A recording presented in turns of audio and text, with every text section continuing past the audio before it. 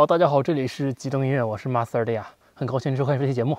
那么这期节目为你带来的呢是7工匠的50毫米 f1.8 Z 口 AF 自动对焦镜头。那这款镜头呢是7工匠首款的自动对焦镜头啊。那么现在呢，这个镜头呢已经在索尼的 E 口已经发布了。那么 Z 口呢是最新推出的啊。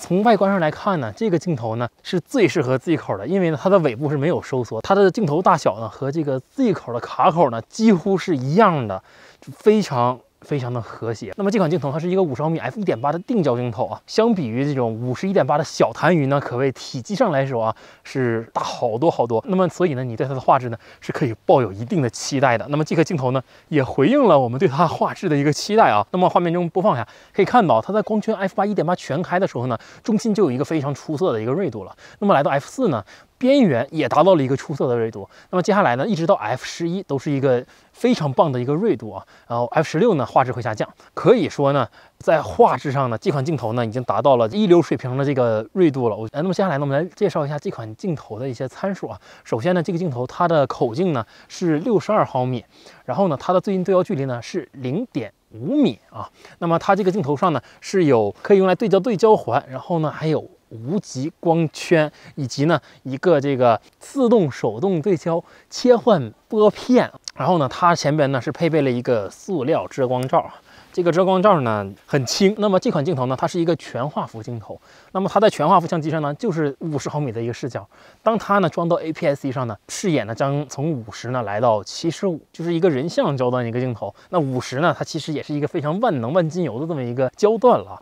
由于它使用了62毫米的口径呢，所以呢，使用滤镜系统呢也是比较容易的哈，相比55毫米要容易很多。因为62毫米到82这种转接环呢还是蛮多的啊。可以看到装到尼康 Z9 上呢，这个可以说是非常和谐，而且呢重心平衡是非常好的。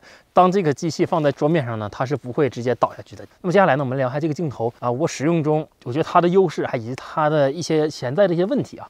那么首先这个镜头呢，在我使用过程中呢，我觉得它的对焦呢是没有问题的。我之前有了解到说是索尼的相机上使用这款镜头，在它连续对焦高速拍摄的时候呢，会有就是说频繁的就是丢焦的问题。那么我也使用这镜头拍摄了高尔夫，我觉得就是还不错吧。起码就是我连按快门20张每秒的时候，如果第一张合焦了，基本上后边呢都是合焦的，可能是这个固件吧，就我觉得已经做得很不错了啊。那么第二点就是它视频上有一定的优势啊，它的这个对焦过程不是抽搐的，它是连续的。之前使用的一些例如 GF 镜头，它的对焦是一顿一顿的，那这个镜头呢，它就不是一顿一顿，是比较连续的。我觉得这点呢做的还是非常不错的，对焦这个固件优化的非常可以的。这里有只鸭，它在看着我。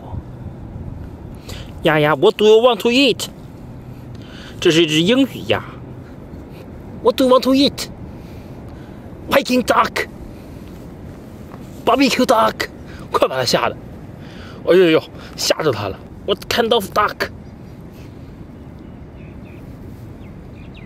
嘎嘎嘎。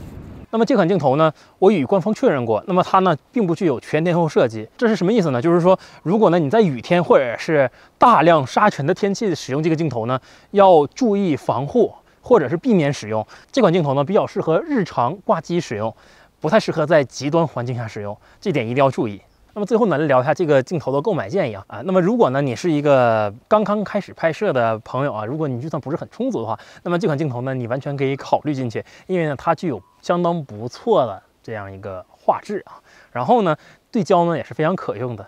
7工匠也在努力的呢更新他们的固件，让这个镜头呢在其他的非物理层面的各个方面呢越做越好。从我最开始遇到的一些小问题，例如说突然镜头无法自动对焦这个问题，后来的几个固件之后呢都得到了非常好的改善啊。那相信呢未来的一些固件呢也会让它的连续对焦呢性能再有一次质的飞跃。好的，非常感谢您收看本期节目，这里是极动音乐，我是 Master Dia， 我们下期节目再见，拜拜。